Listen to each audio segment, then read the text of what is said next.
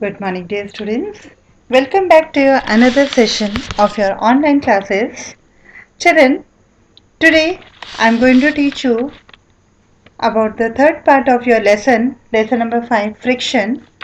Children, let's begin with the topic for today. Today I am going to teach you what are the different methods with the help of which we can increase or decrease the friction. Okay? Now, first is by creating increasing or decreasing friction. Now, just to remind you, children, friction is a force that always act in the opposite direction of the application of the force, or you can say friction is an opposing force which always moves in the opposite direction, and it is responsible for many of the factors that I have taught you in my previous classes. Now, children, what are the certain ways in which we can increase the friction? We want to increase friction. That means, in simple word, we want to reduce the movement of the object. If we want that an object should move slowly, so what are the efforts that we can do? Let's start about them one by one. Creating a more frictive surface, or in simple word I can say that by increasing the interlocks on the surfaces. Second is by pressing two surfaces together very hard. You can do this right now, children. You have two hands. Now hold your two hands as you do the prayer. Now press them very hard against each other and then try to move. Do they move very easily? No. Here, so this is one of the ways to increase the friction. We can remove the lubricants that may be present between the two surfaces. Now children, what are lubricants that I'll be taking in my next topic? Okay, we can remove the wheels or bearings to create sliding friction. Now, you must have traveled to different places, children, and when we travel to different places, we have the habit of carrying a lot of luggage with us, right? And to put our luggage, we use nowadays a very stylish and sophisticated bags, trolley bags. Now, these trolley bags are already fit with some wheels and rollers. In case any of them get damaged, so it becomes difficult for us to slide it. Okay, so now stop any relative motion. If we stop the object, definitely friction increases and the motion stops by increasing the fluid viscosity. Now, children, this word viscosity is a new concept for you, children. Viscosity means ability to flow. Ability to flow. Suppose by mistake you spill some amount of water on the table. What will happen after some time? The water will slowly find a way and start falling down on the ground drop by drop. Right? So this ability of a fluid to move is called a viscosity. So what we can do is we can increase we can increase the density of the liquid so that the liquid is not able to flow properly. Increase the speed of the object and use less permeable material. This also, children, very easy to understand. You all have slippers, right? Now children, when you next time when you wear your slipper and walk, just try to observe that your slippers are made up of porous material and they are soft, and when you walk on them, they act as a shock absorber and they help you to walk comfortably. Same thing you can see in your sports shoes also.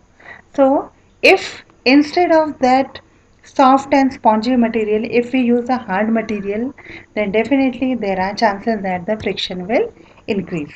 So here are some of the examples about which I have already taught you, I think in the lesson of pressure, I think I taught you. Now children, spike shoes. Okay, now another is the grooves that are present in your shoes. When you buy your new shoes and you walk on the sand, you can feel the sand prints, right? Same way, children, when you have a new two-wheeler or a four-wheeler or in at your home, you can find the marks of your car or your two-wheeler on the sand very easily. But with the passage of time, These marks fades up, and it all happens because of the friction. Next, my next topic is children, what I mean by lubricants. Now children, lubricants are the substances which are used to decrease friction. Lubricants are the substances which are used to reduce the friction between the two surfaces that are in contact with each other. And in this way, they help to reduce friction and also helps to reduce the heat generated when two surfaces move on each other. Okay. Now, some of the very common examples, children. Again, let me give you from your day-to-day life. Then I'll read out what I have written. Now, since the rainy days are there, so what happens? Some of our door they start making some noise like choo choo, you know, or the cycles that you are using, bicycles that you are using. If you do not use them for a very long period, especially during the monsoon season, it is difficult for you to paddle them. So, in order to do that, what do we use, children? At home, we use oil. Coconut oil is one of the most common lubricant that is used in Indian house. For your cycles, children, you use grease. If your mother is using sieving machine, you must have noticed that she uses some machine oils in her sieving machine so that all the part of the machine can move very easily. So basically lubricants are the substances that are used to reduce the friction between the two surfaces that are contact with each other. Some of the important some of the important uses of lubricants are as follows. First is it helps to reduce the friction between two surfaces and thus it prevents the wear and tear of the object. It provides protection from the corrosion. Children, the chain that you have in your cycle, it needs to be all the time, all 12 months, it needs to be coated with the grease, otherwise it can lead to corrosion. It helps to control and maintain the temperature and help to give out the excess of heat. Since the friction is very less, so definitely the chances of heat production is definitely low. It is effectively control and help to release toxin or contaminants. What are the different type of lubricants? Now children, the examples that I gave you, they are of two. One was oil is liquid and the grease that you use at your home that is semi-solid. But children, lubricants, basically they are of four types. Gas lubricant, solid lubricant, semi-solid lubricants and the solid lubricants. Now, now children, this is the age of industries and industrialization. So mm, means a lot of a huge variety of things are manufactured. Most of the things that you use in your home, they are obtained from some or another factory or industry.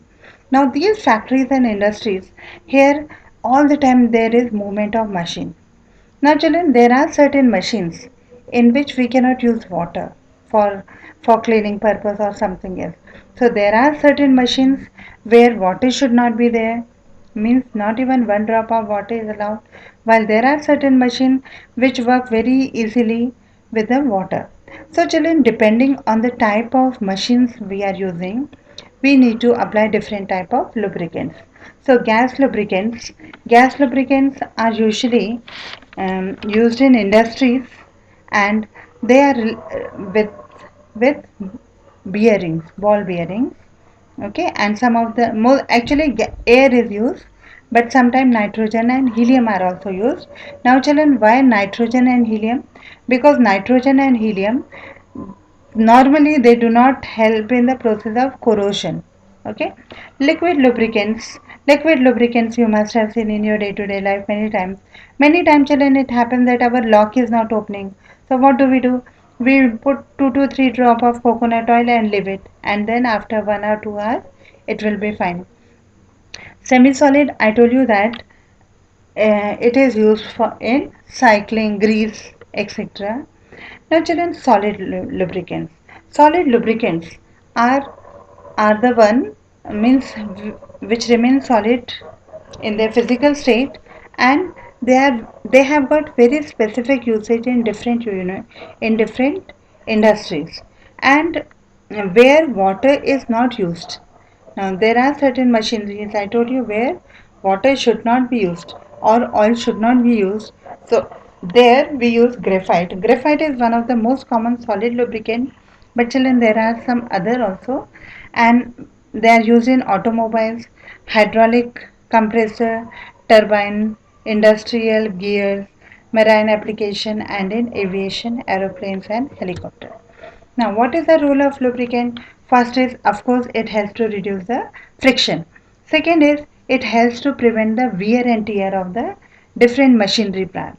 It protects the equipment from corrosion. It helps to regulate the temperature. It also helps the control of contamination. Contamination means whatever unnecessary wastage is being formed. So that is reduced, and it transmit power. Okay, especially in case of hydraulics, children. Hydraulics is a concept that you'll study in your higher class. Eh, Okay, and it provide fluid seal. And now our next topic is, children, method of reducing friction. Now, when we want to reduce friction, that means we want movement very fast. Okay, and friction, it can be used, it can be reduced by some of the very common method. First is, our surface should be very smooth and nicely polished. Okay, children, the furniture of your home, it must be polished all the time. Okay, so less friction, it will have more shell life. If its polish is removing, then after few years it is going to get damaged. Same thing happen with our vehicles, two wheeler or four wheeler. If you see that polish has started coming out, it should be immediately applied so that friction is less and the shelf life of our vehicle increases. Friction can be reduced by applying lubricants like oil or grease by rubbing the surface. Friction can be reduced by using wheels. Friction can be used by using ball bearings, how you have in your cycle, and streamline body. Streamline body, children. I'll take this particular concept in the next lesson when I'll teach you about the drag or the fluid friction. This is a picture of a children. Uh, so this it is an example of ball bearing. You must have seen this in your cycling. And children, if you walk on such a floor, है ना, carelessly, what is going to happen? You know this. Okay. Now these are the some of the method of reducing friction: polishing the surface, lubrication, use of ball bearing, streamlining body, and use of correct combination of surfaces that are in contact. So, and this last point is, it comes in your this skits that you are using. Now, I hope you have understood the concept. I taught you only three topics, children, today: increase friction, decrease friction, and what are lubricants, what are the different type of lubricant, and what is the role of lubricants. Children, whatever I am teaching you, it's very much there in your textbook, and even I am telling you the page number. It is 97, 98, and 99. And children, now only one topic of your lesson is left, that is the fluid friction or drag, that I'll take tomorrow. And for 2 days, I'll be giving you worksheets, children. And children, whatever I taught you yesterday, I don't know how many of you have understood, since you never give me your feedbacks. So that was only most of the content that I taught you yesterday. It was for your information only. But whatever I'm teaching you, it's 100% in your syllabus. And please do write all these things. And children, I have put up 4 questions. All of them are related. Have either one answer: increasing friction or decreasing friction. Okay. And go through these questions and write the answers. In case you do not get them, give me feedback on my YouTube channel or also on the my email address. Thank you and take care of yourself, children. Goodbye.